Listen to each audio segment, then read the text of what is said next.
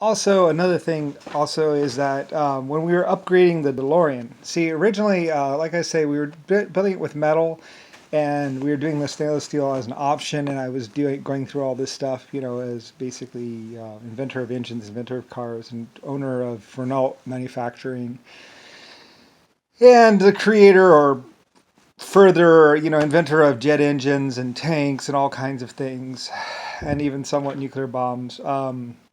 Uh, but that's later on. There's over my lifespan or whatever. Basically, what happened was, like I say, the DeLorean cars were huge, and I think I should have just called it Lucifer, and they might be Luciferian cars or something like that.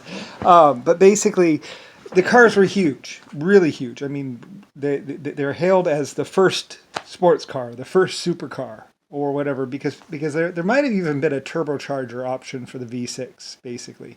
But the cars were fast, really fast, and they were pretty well balanced. Basically, people really liked the DeLorean as super. I think it was hailed as the world's first supercar. With I think we might have offered a turbocharger on it, on the V6 model, and the thing is, they were all metal bodies or something like that, so they rusted out long ago and were crashed, or the people took the engines for other things. But anyway, it's a V6, and it might have been turbocharged, had a lot of power, and it was like the first supercar before Lamborghini, before Ferrari, before anyone. There was the DeLorean, basically, and I forget why I named it DeLorean or whatever. Um, but basically, or what its name was. I think they just renamed it, printed some things, put it on the side. Anyway, though, it was hailed as the first. It's a first supercar, and it was really good. And we wanted to make it bigger, but when we made it bigger, the weight became an issue, and I think we did make some bigger metal cars or whatever, and the crash testing and stuff. And I thought, well, I want it to last a long time, but I don't want it to fall apart. But anyway, though, I think we were playing around with some fiberglass or some what's it called. Fiberglass was an option or whatever, or one of I had this fiberglass thing. It wasn't good. I think I was thinking about doing something with it, and then I thought, well, can we use it for the car?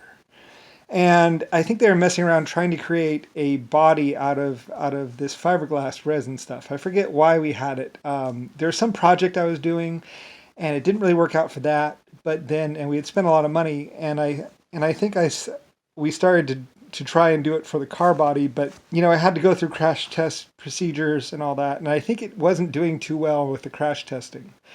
It tended to fall apart or crush too much in a high speed accident or something like that. But basically, we spent a lot of money on it, and it was fiberglass, and I think we were working with just the polyurethane resin or whatever. And I think it might have been where the Titanic ties into this, because when we were painting the Titanic or one of the ships, in order to make the paint better and last longer, we went with a polyurethane based paint, I think, with the Titanic. We switched from lead-based paints because that's not really for metal or steel anyway. That's really a wood preservative and for wooden cars. And I had a whole line of wooden cars with the wooden pressed fenders and stuff like that, which we also offered the leather fenders, but the wood pressed fenders were better. I think leather pressed fenders were cheaper or something like that. So some cars had the leather pressed fenders, or you get the wood pressed fenders, but that was more money. Anyway, though, so we basically we started. So Lamborghini, when Lamborghini first came out or was coming out, we were messing around with the fiberglass car frames and trying to get that to work. And I think there were some braking problems with the engine. The engines would torque and it would break or whatever like that. I mean, I think we built a whole line of boats using the fiberglass too. I think it worked out. We were like, well, maybe it'll work for boats. So I think we started making a line of boats, and and they sold pretty well. Maybe, I don't know, forever last boats basically, because it's for the salt water. But anyway, though, we were messing around with it, and I think we got it for some cars or whatever. And I think we might have decided to go with just some fiberglass fenders or something like that. The crunch, like the hood and certain parts. Anyway, though, so basically, it's how the DeLorean was so successful. We created the Lamborghini company, and And then we started messing around with the fiberglass and other stuff. And like I said, I have a whole bunch of things going on at the same time. I mean, I have aircrafts. There's a war. There's some drug dealers. There's fake presidences running around. Uh, all kinds of stuff happens.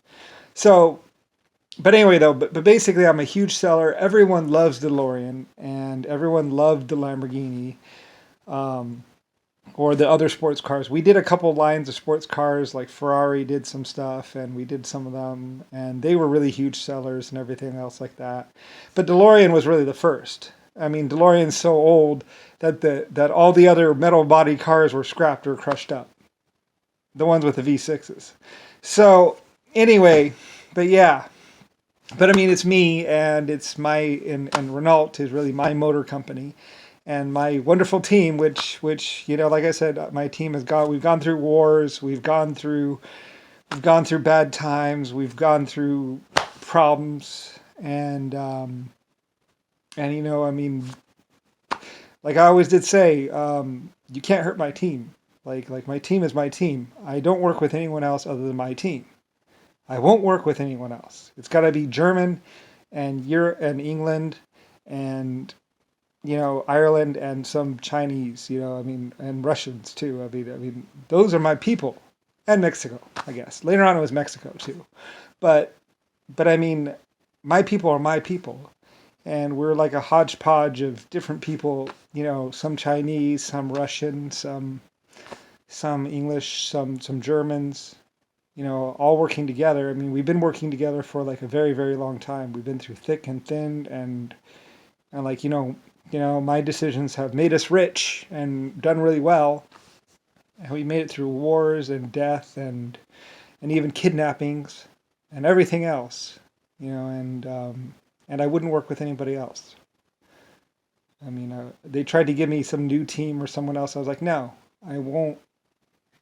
No, my people are my people, and you better not have killed them, and you better not have hurt them, and they better be still be alive, because or their sons or whatever, because I had my people. So like aerospace engineers, you don't just replace those people. They go to school for 25 years to learn how to do rockets, and you can't just hire someone off the street and say, okay, you're a rocket engineer. Like, no, you can't. There are some things about rockets and aircrafts that you can't teach. You have to have either you spent your whole life to do that rocket or to do that aircraft, like the SR-71. You don't just go down the street and just pick up, oh, I'm going to pick up an SR-71 or titanium engineer. You don't just go and pick those people up. Once you find them, you keep them and you protect them, and they go with you wherever you go. So, I was the same way. All my metallurgists, they had to be treated right and treated okay and safe. And so were their children. So, I was really fussy. I was attached to my team, my British team, my pilots, everyone was like, they're as much a part of me and my success as I was of theirs. I mean, we were, I was just the one flying the ship, you might say.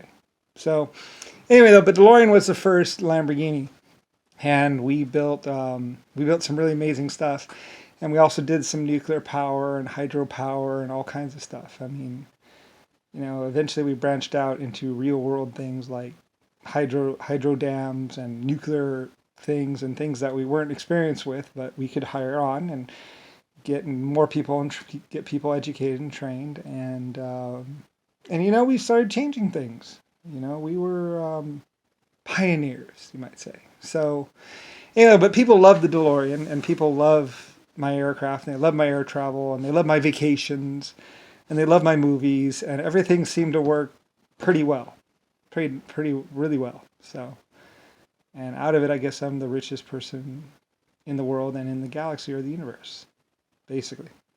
So, and the best one. So anyway, but that's how I had the SR-71, and basically Lamborghini company and the DeLorean company and all these palaces.